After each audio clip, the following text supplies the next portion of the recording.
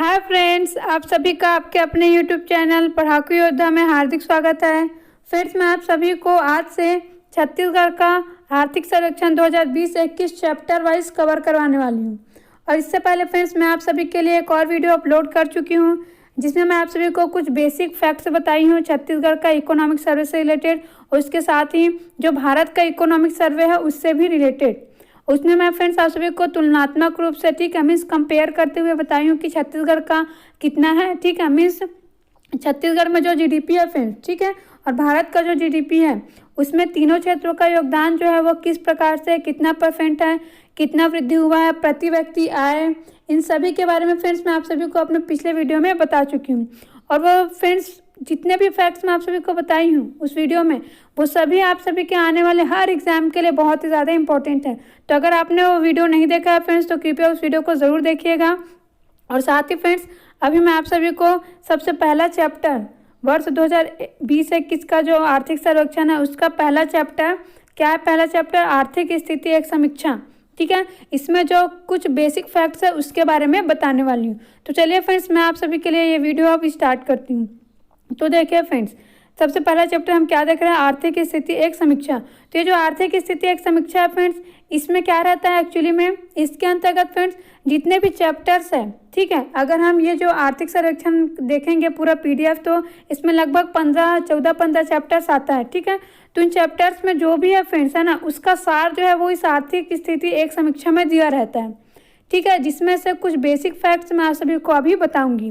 तो देखते हैं फ्रेंड्स, सबसे पहले आर्थिक स्थिति एक समीक्षा के अंतर्गत दिया हुआ है भारत के बारे में। ठीक है, भारत की अर्थव्यवस्था के बारे में दिया हुआ है, जिसमें फ्रेंड्स बताया गया है सबसे पहले कि जो भारत है, ठीक है, उसका जो विकास दर है या फिर जो जीडीपी, ठीक है, क्या फ्रेंड्स जीडीपी ग्रोथ रेट भी कहते हैं इसी को ही, मीन्स जीडीपी वृद्धि दर, ठीक है, पिछले वर्ष की तुलना में। तो देखिए इसमें दिया हुआ है कि वर्ष 2019-20 में भारत का विकास दर कितना रहा है, वर्ष 2020-21 में भारत का विकास दर कितना रहा है। तो देखिए फ्रेंड्स, वर्ष 2019-20 में भारत का विकास दर रहा है 4.2%, और जो 20-21 है उसमें भारत का विकास दर रहा है 7.7%। और यहाँ पर देखिए माइनस साइन है, मीन्स फ्रेंड्स इस बार जो भारत का जीडीपी का ग्रोथ रेट है, ठीक है, वो ऋणात्मक रहा है। याद रखेंगे आप सभी कि भारत का विकास दर इस बार, ठीक है, आर्थिक सर्वेक्षण 2020-21 के अनुसार भारत का जो विकास दर रहा है वो ऋणात्मक गया है इस बार। ठीक है, मीन्स इसमें वृद्धि नहीं हुई है बल्कि कमी दर्ज की गई है पिछले वर्ष की तुलना में। और कितने की कमी फ्रेंड्स, 7.7% की कमी। ठीक है, मीन्स भारत का जो पूछा जाएगा, अगर आप सभी से क्वेश्चन पूछा जाएगा आर्थिक सर्वेक्षण 2020-21 के अनुसार भारत का विकास दर जो है उसमें कितने % की कमी हुई है, तो आप सभी को पता होना चाहिए कि भारत के विकास दर में 7.7% की कमी हुई है। और ये बहुत ही इंपॉर्टेंट क्वेश्चन है फ्रेंड्स, ये कोई ना कोई एग्जाम में ज़रूर पूछा जाएगा। ठीक है, और इसे मैं आप सभी को अपने पिछले वीडियो में बता चुकी हूँ। और साथ ही फ्रेंड्स आप सभी ये याद रखेंगे कि जीडीपी के अनुसार, किसके अनुसार, जीडीपी के अनुसार जो भारत है, ठीक है, मीन्स भारत की जो अर्थव्यवस्था है वो विश्व की 5वीं अर्थव्यवस्था है। ठीक है, यह क्वेश्चन भी एग्जाम में पूछा जाता है।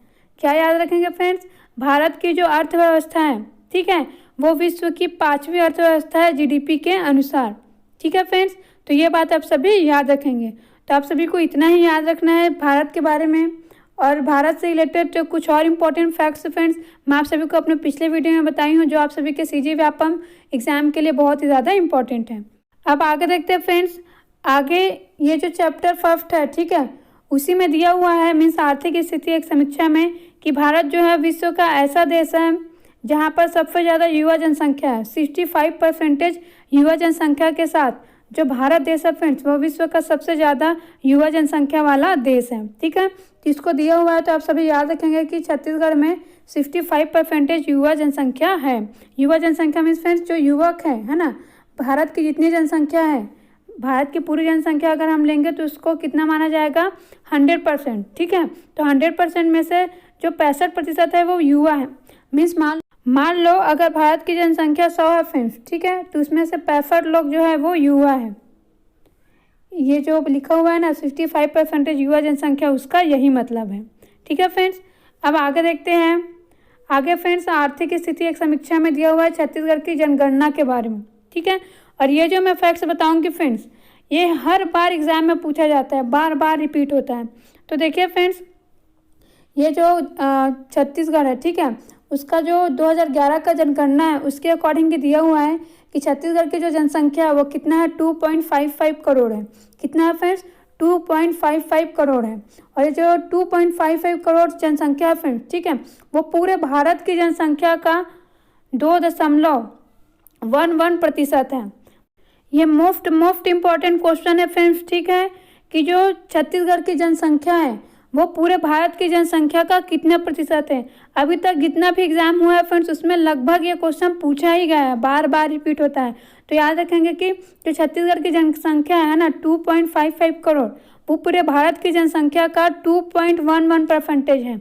क्या है, पूरे भारत की जनसंख्या का 2.11% है। साथ ही आप सभी ये भी याद रखेंगे कि 2011 की जनगणना के अनुसार जो हमारा राज्य है छत्तीसगढ़, वो जनसंख्या की दृष्टि से पूरे भारत का है ना, मीन्स पूरे भारत में जितने भी राज्य हैं उनमें 16वां बड़ा राज्य है, ठीक है, 16th नंबर का राज्य है, ठीक है फ्रेंड्स। अब देखिए फ्रेंड्स, ये जो है वो जनगणना 2011 के अनुसार ही दिया हुआ है, ठीक है। अभी आप सभी जानते होंगे कि जो जम्मू कश्मीर है वो राज्य नहीं रहा है, ठीक है, उसको यूनियन टेरिटरीज बना दिया गया है, ठीक है, लद्दाख और जम्मू कश्मीर में तोड़ दिया गया है।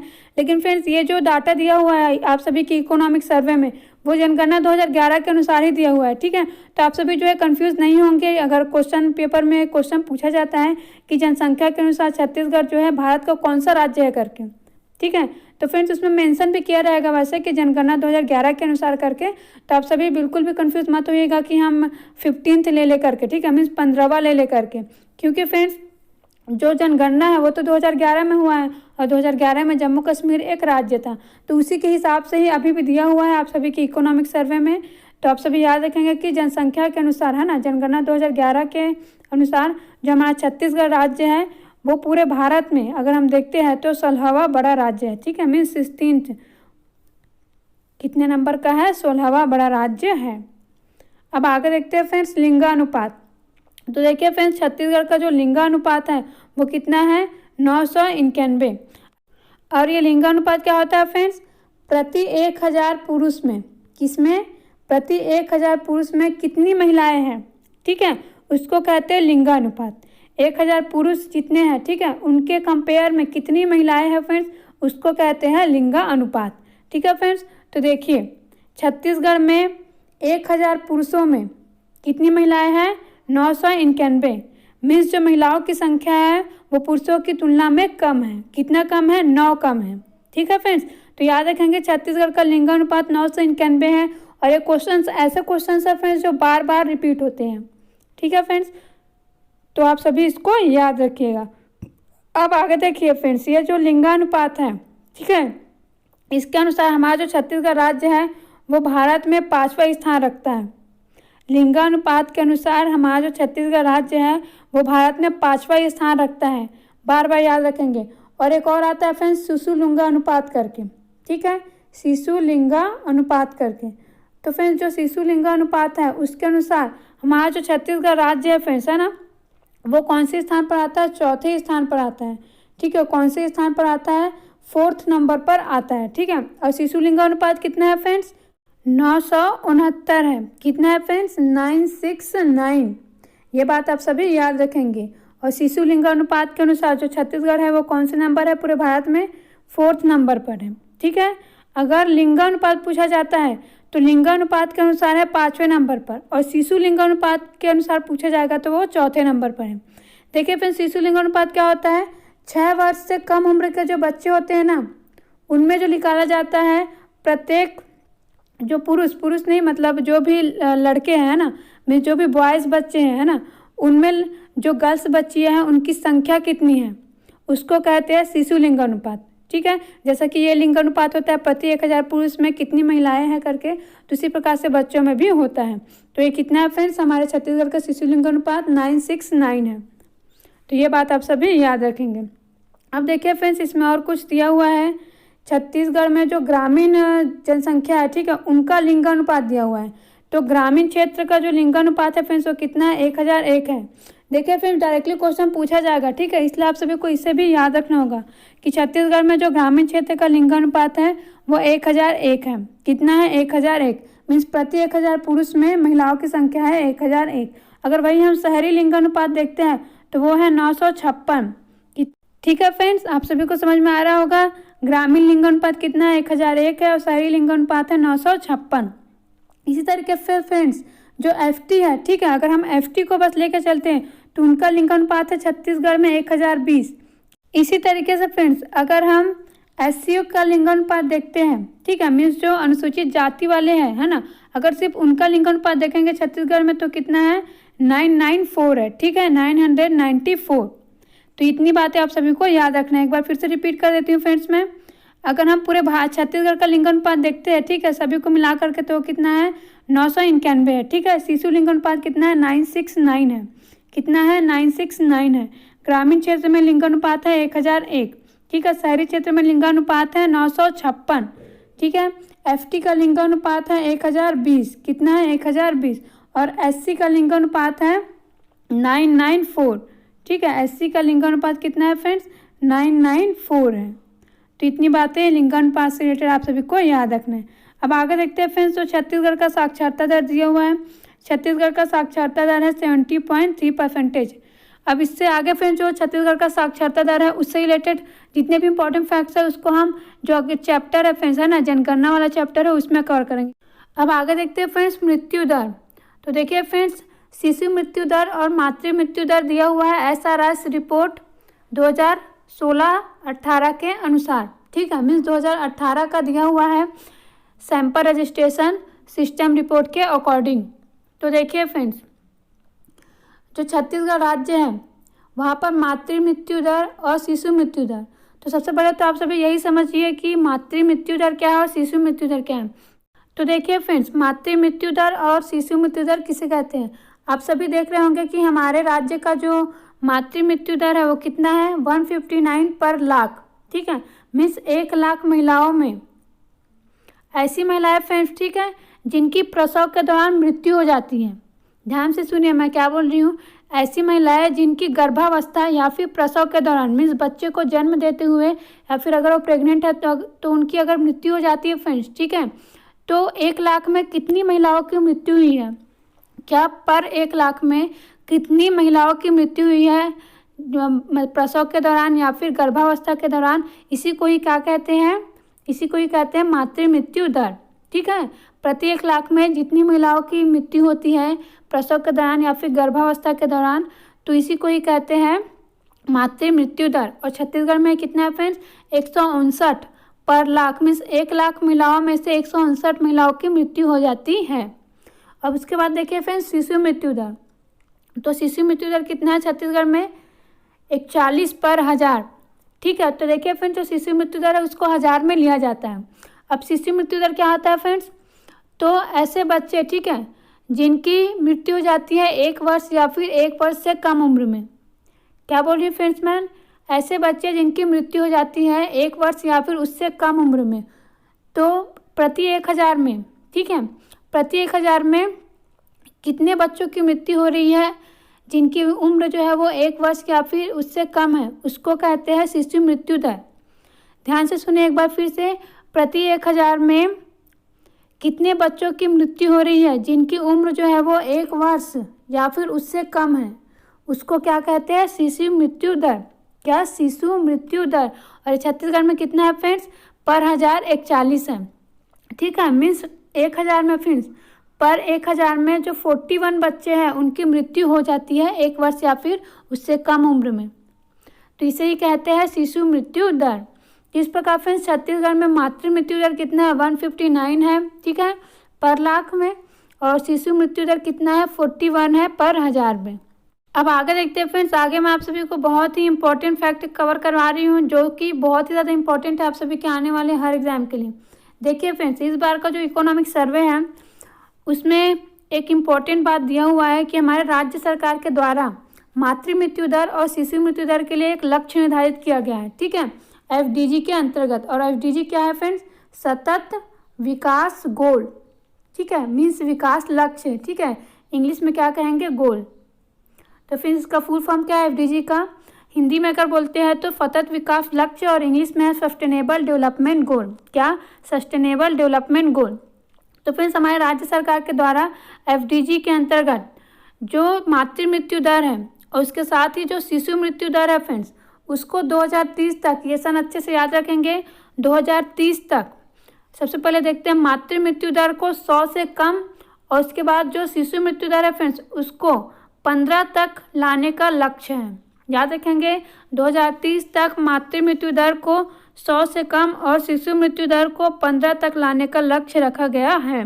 और ये डायरेक्टली एग्जाम में पूछा जाएगा कि सस्टेनेबल डेवलपमेंट गोल मीन्स सतत विकास लक्ष्य के अंतर्गत राज्य सरकार या फिर छत्तीसगढ़ में जो मातृ मृत्यु दर है उसको कितना लाने का लक्ष्य रखा गया है, या फिर कितने से कम तक लाने का लक्ष्य रखा गया है। ठीक है, तो इस प्रकार से ऑप्शन जैसा दिया रहेगा है ना, उसके हिसाब से आप सभी को टिक करना रहेगा। तो 100 से कम तक लाने का लक्ष्य रखा गया है और शिशु मृत्यु दर को 15 तक लाने का लक्ष्य रखा गया है। तो ये मोस्ट इंपॉर्टेंट फैक्ट है फ्रेंड्स, है ना, इसलिए मैं इसको नोट के रूप में आप सभी को अच्छे से बता दे रही हूँ।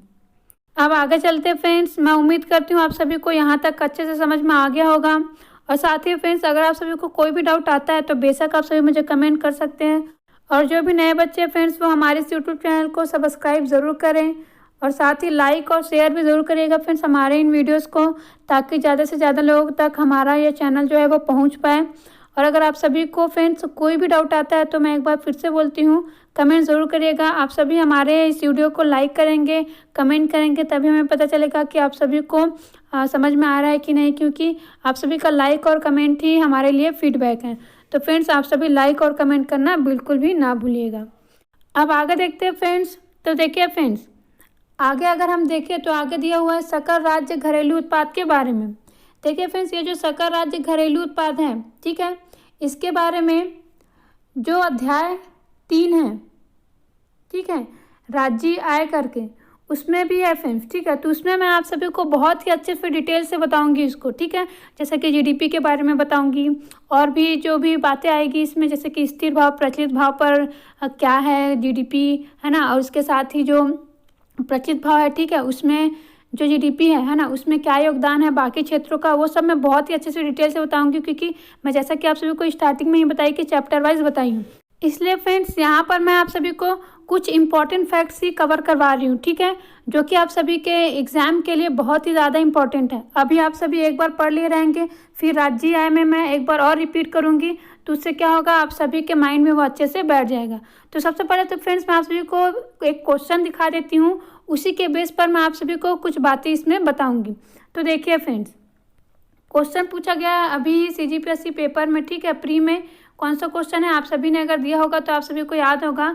पूछा गया है कि इन 2 वर्षों में छत्तीसगढ़ राज्य की कृषि उत्पादन की वृद्धि दर स्थिर भाव पर, ठीक है, देखिए फ्रेंड्स क्या लिखा हुआ है, स्थिर भाव पर ऋणात्मक दर्ज की गई थी। और ऐसा ही क्वेश्चन फ्रेंड्स, ऐसा बात नहीं है कि इसी में पूछा गया है, ऐसे क्वेश्चन जो है वो पिछले कई टाइम से जो पीएससी है वो पूछता रहा है कि कौन से मतलब कौन सी ईयर में सबसे ज़्यादा रहा है, मीन्स सर्वाधिक रहा है, ठीक है, और कौन सी ईयर में सबसे कम रहा है। इस प्रकार के क्वेश्चन पीएससी जो है वो पूछ चुका है।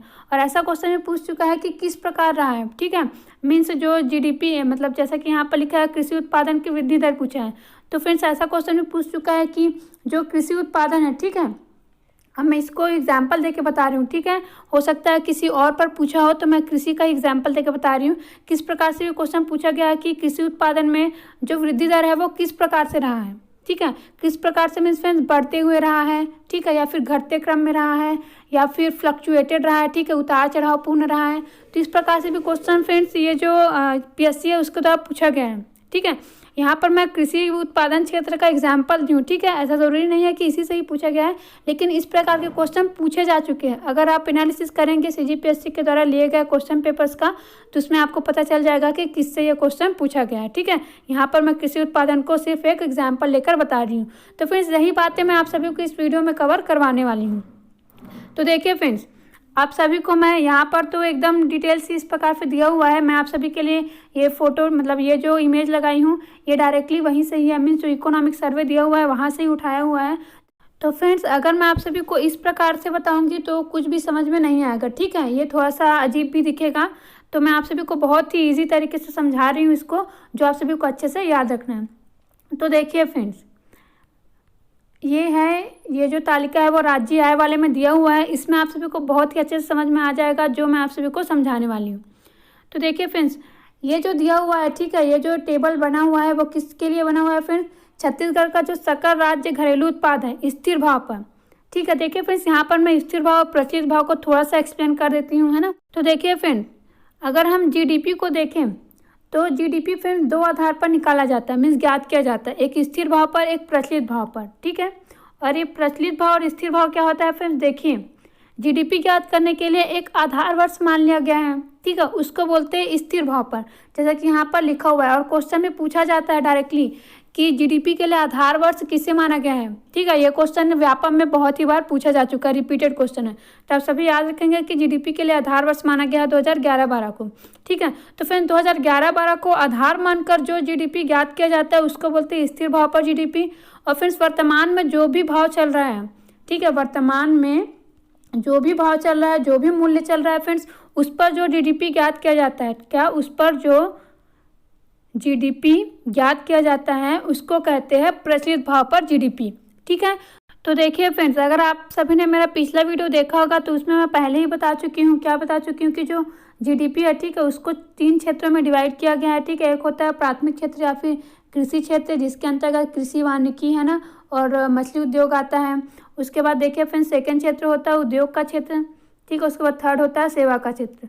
तो फ्रेंड्स, हमें यही देखना है, ठीक है, कि स्थिर भाव पर सकल घरेलू उत्पाद में जो इन क्षेत्रों का योगदान है, ठीक है, वो कौन से वर्ष में कितना रहा है, ठीक है। कितना रहा है कहने का मतलब है यहाँ पर आप सभी को ये नहीं कि ये जो परसेंटेज दिया हुआ है उसको याद रखना है, आप सभी को सन याद रखना है, किसमें सर्वाधिक था, मीन्स कौन सी ईयर में सर्वाधिक था पिछले 5 वर्षों में, ठीक है। कैसे याद रखेंगे? पिछले 5 वर्षों में कौन सी ईयर में सर्वाधिक था और कौन कौन सी ईयर में ऋणात्मक रहा था, ठीक है, मीन्स कम रहा था, ये याद रखना है। और साथ ही ये जो सब अभी का है, ठीक है, 2020-21 में कितना प्रतिशत है, ठीक है, मीन्स कितना प्रतिशत वृद्धि दर है या फिर कमी दर है, जो कि मैं आप सभी को अपने पिछले वीडियो में बता चुकी हूँ। अगर आप सभी ने वो वीडियो देख लिया होगा तो आप सभी को याद भी हो गया होगा, क्योंकि उसमें मैं अभी बहुत ही अच्छे से आप सभी को एक्सप्लेन कर रही हूँ और लगभग 2-3 बार बोली भी हूँ, ताकि आप सभी को अच्छे से याद हो जाए। तो मैं उम्मीद करती हूँ अगर आप सभी ने वो वीडियो देखा है तो आप सभी को ये याद ही है, ठीक है। तो देखिए फ्रेंड्स, अब हम देखते हैं एक एक करके एक एक क्षेत्र को कि जीडीपी में जो इन सब का योगदान रहा है वो किस वर्ष मतलब सबसे कम रहा है और किस वर्ष सबसे ज़्यादा रहा है और कब कब ऋणात्मक रहा है। ये तीनों क्वेश्चन पूछा जाता है। सर्वाधिक आप सभी लिख लीजिए, अगर कॉपी पेन लेके बैठे होंगे तो सर्वाधिक, ठीक है। उसके बाद न्यूनतम भी देखेंगे, ठीक है, इसी में आ जाएगा, जो न्यूनतम में ही आ जाएगा ऋणात्मक वाला, ठीक है फ्रेंड्स। क्या ऋणात्मक वाला न्यूनतम में ही आ जाएगा, पिछले 5-6 वर्षों में देखेंगे अपन। और ये वाला जो है फ्रेंड्स वो आप सभी को याद रखना है, इसमें ये वाला बीच वाला नहीं याद रखना है, ठीक है। आप सभी को ये जो तीनों हैं और ये जो मैं आप सभी को अपने पिछले वीडियो में बताई हूँ सिर्फ इतना ही याद रखना है 2020-21 का। तो चलिए फ्रेंड्स, अब देखते हैं। तो देखिए फ्रेंड्स, सबसे पहले देखते हैं कृषि क्षेत्र, ठीक है, कौन सा, प्राथमिक क्षेत्र भी बोल सकते हैं इसको या फिर कृषि उत्पादन क्षेत्र भी कह सकते हैं। तो देखते हैं फ्रेंड्स, तो इसमें देखिए अगर मैं 5 वर्षों का देखती हूँ, 20-21 है ना, 20-21 हो गया, 19-20 हो गया, 18-19, ठीक है, 17-18 और 16-17। तो हम देख रहे हैं कि सबसे ज़्यादा, है ना, सबसे ज़्यादा वृद्धि दर कब रहा है, मीन्स कृषि क्षेत्र में सबसे ज़्यादा वृद्धि दर या फिर प्रतिशत वृद्धि दर कब रहा है फ्रेंड्स? 16-17 में रहा है। इसको नोट कर लीजिए कि कृषि क्षेत्र में, ठीक है, किस प्रकार से नोट कर सकते हैं आप सभी, छत्तीसगढ़ का जो जीडीपी है उसमें स्थिर भाव पर सबसे ज़्यादा वृद्धि दर कृषि क्षेत्र में कब रहा है? 16-17 में रहा है, ठीक है। कब रहा है? 16-17 में, ठीक है। और कितना रहा है ये अगर आप सभी याद रख सकते हैं, अगर आप सभी की कैपेसिटी है तो इसको भी लिख सकते हैं 21.2, ठीक है, उससे ज़्यादा लिखने की ज़रूरत नहीं है, 21.2, ठीक है फ्रेंड्स। तो याद रखेंगे कि पिछले 5 वर्षों में 16-17 में फ्रेंड्स सर्वाधिक रहा है कृषि क्षेत्र में वृद्धि दर, कृषि क्षेत्र में वृद्धि दर 2016-17 में सर्वाधिक रहा है। अब आगे देखिए फ्रेंड्स, अगर हम देखें फ्रेंड्स तो न्यूनतम अगर देखते हैं 5 वर्षों में, ठीक है, क्या 5 वर्षों में अगर अपन न्यूनतम देखते हैं तो हम देख रहे हैं 17-18 में, क्योंकि ये देखिए ये सभी पॉजिटिव हैं, ये निगेटिव है। तो 17-18 में फ्रेंड्स निगेटिव रहा है -10.9, कितना रहा है? -10.9। तो याद रखेंगे कि पिछले 5 वर्षों में जो कृषि क्षेत्र में वृद्धि दर है, ठीक है, वो न्यूनतम कब रहा है? 17-18 में। कब रहा है? 17-18 में -10.9%, ठीक है। और ऋणात्मक, ठीक है, ऋणात्मक भी आप सभी देख ही रहे हैं। तो देखिए फ्रेंड्स, यहाँ पर 15-16 का नहीं दिया हुआ है, ठीक है। क्या 15-16 का नहीं दिया हुआ है? मैं आप सभी को बता देती हूँ कि जो छत्तीसगढ़ का जीडीपी है ना, उसमें कृषि क्षेत्र का जो योगदान है, मीन्स कृषि क्षेत्र का जो प्रतिशत वृद्धि है फ्रेंड्स, है ना, वो 15-16 में भी ऋणात्मक रहा था। क्या रहा था? 15-16 में भी ऋणात्मक रहा था। और कितना ऋणात्मक रहा था? 0.9% या फिर 0.95%, ठीक है। याद रखेंगे कि कृषि क्षेत्र के, जैसे कि यहाँ पर क्वेश्चन पूछा गया है ना, किन 2 वर्षों में छत्तीसगढ़ राज्य की कृषि उत्पादन की वृद्धि दर स्थिर भाव पर ऋणात्मक दर्ज की गई थी? तो फ्रेंड्स जो 2015 है, ठीक है, क्या इसका आंसर होगा फ्रेंड्स? सी। 2015-16 और 17-18 में जो कृषि उत्पादन की वृद्धि दर है फ्रेंड्स, वो ऋणात्मक रहा था। और 2015-16 में कितना रहा था फ्रेंड्स? मीन्स कितना ऋणात्मक रहा था? -0.95, ठीक है।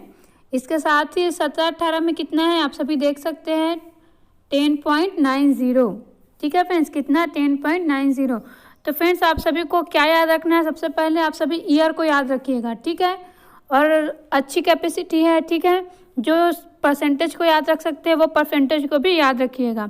और साथ ही बार बार अगर आप सभी 2 से 3 बार अगर पढ़ेंगे फ्रेंड्स, तो डेफिनेटली आप सभी को परसेंट भी याद हो ही जाएगा। याद रखेंगे, ईयर ही याद रखिएगा, ठीक है। अब देखिए, ये जो क्वेश्चन है उसको और कैसे पूछ सकता है? इस प्रकार से भी पूछ सकता है कि छत्तीसगढ़ राज्य की, ध्यान से सुनिएगा, छत्तीसगढ़ राज्य की कृषि उत्पादन की वृद्धि दर जो है स्थिर भाव पर, ठीक है, वृद्धि दर जो है स्थिर भाव पर किस प्रकार रही है पिछले 5 वर्षों में, ठीक है। क्या? पिछले 5 वर्षों में। तो ऑप्शन दिया रहेगा, बढ़ते हुए रहा है, ठीक है, घटते क्रम में रहा है, या फिर उतार चढ़ाव से पूर्ण रहा है, ठीक है। तो देखिए फ्रेंड्स, इसका आंसर क्या होगा? आप सभी देख रहे हैं कि यहाँ पर ज़्यादा है, ठीक है, उसके बाद कम हो गया, ऋणात्मक हो गया, फिर से बढ़ गया, फिर से कम हो गया, ठीक है, फिर से बढ़ गया। मतलब फ्रेंड्स ये उतार चढ़ाव से पूर्ण रहा है। क्या? उतार चढ़ाव से पूर्ण रहा है, ठीक है। ये बात आप सभी याद रखेंगे। इस प्रकार के क्वेश्चन भी पूछे जा चुके हैं। तो फ्रेंड्स अब मैं आप सभी को डायरेक्टली इसको बताते जा रही हूँ, ठीक है, किस प्रकार से क्वेश्चन पूछे जा सकते हैं मैं बता दी हूँ। फ्रेंड्स मैं अब आगे आप सभी को बताते जाती हूँ। देखिए फ्रेंड्स, अब आप सभी को याद क्या रखना है? 2021 में जो कृषि क्षेत्र है, ठीक है, उसके लिए कितना प्रतिशत वृद्धि दर अनुमानित की गई है, याद रखेंगे। डायरेक्टली पूछा जाएगा कि जो इकोनॉमिक सर्वे 2021 है उसके अनुसार कृषि क्षेत्र में कितना प्रतिशत की वृद्धि अनुमानित की गई है, तो याद रखेंगे 4.61%। उसके बाद देखते हैं दूसरा क्षेत्र, तो दूसरा क्षेत्र उद्योग क्षेत्र, ठीक है। तो उद्योग क्षेत्र में देखते हैं तो फ्रेंड्स इसमें हम देख रहे हैं कि 2021 में ये ऋणात्मक है, ठीक है, 2021 में क्या है? ये ऋणात्मक है, ठीक है। तो कितना है फ्रेंड्स? ये 5.28%। कितना है? 5.28%। और इसका भी अगर अपन क्या करें, एनालिसिस करें, तो हम देख रहे हैं कि ये देखिए 5 रहा है, फिर उसके बाद 9 रहा है, उसके बाद 9.40, 3.43, ठीक है। तो यहाँ पर अगर हम देख रहे हैं फ्रेंड्स, तो हमें पता चल रहा है कि ये भी उतार चढ़ाव से पूर्ण रहा है। कैसा रहा है? उतार चढ़ाव से पूर्ण रहा है, ठीक है। और यहाँ पर सर्वाधिक कौन से साल में है फ्रेंड्स? अगर हम 5 वर्षों में देखें तो देखिए यहाँ पर 17-18 में, ठीक है।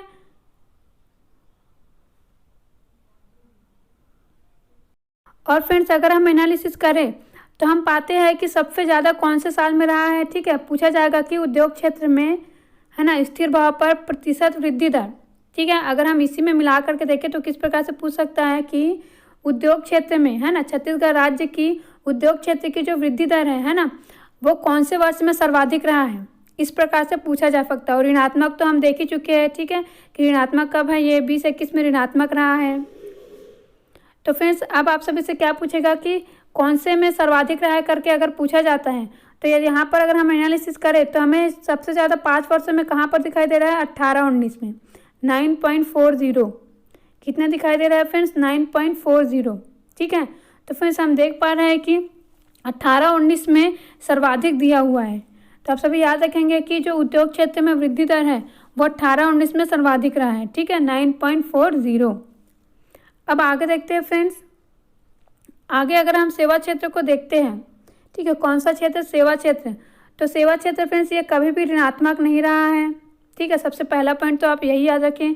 और इसमें भी फ्रेंड्स जो वृद्धि दर है वो फ्लक्चुएटेड रहा है, मीन्स उतार चढ़ाव से पूर्ण रहा है। और 2021 में कितना रहा है, 0.75 रहा है, ठीक है। और सर्वाधिक कौन सी ईयर में रहा है फ्रेंड्स, तो सर्वाधिक हम देख रहे हैं कि 18-19 में ही सर्वाधिक रहा है। देखिए ये है सेवा क्षेत्र वाला, उसमें हम एनालिसिस करें तो देख सकते हैं 5.48 है 16-17 में, 17-18 में 1.79 है और 18-19 में है 8.32। कितना है, 8.32। और 19-20 में 7.71। तो सबसे ज़्यादा हमें कहाँ दिखाई दे रहा है फ्रेंड्स, 18-19 में। तो याद रखेंगे कि अगर पूछा जाता है कि छत्तीसगढ़ राज्य के सकल घरेलू उत्पाद में, ठीक है, स्थिर भाव पर जो सेवा क्षेत्र का वृद्धि दर है वो कौन सी ईयर में सर्वाधिक रहा है, तो याद रखेंगे कि 18-19 में सर्वाधिक रहा है, ठीक है। तो देखिए फ्रेंड्स उद्योग क्षेत्र और जो आप सभी का सेवा क्षेत्र है दोनों में 18-19 में सर्वाधिक रहा है, और जो कृषि क्षेत्र है उसमें 16-17 में सर्वाधिक रहा है। कृषि क्षेत्र में 17-18 और 15-16 में क्या रहा है, ऋणात्मक रहा है, ठीक है।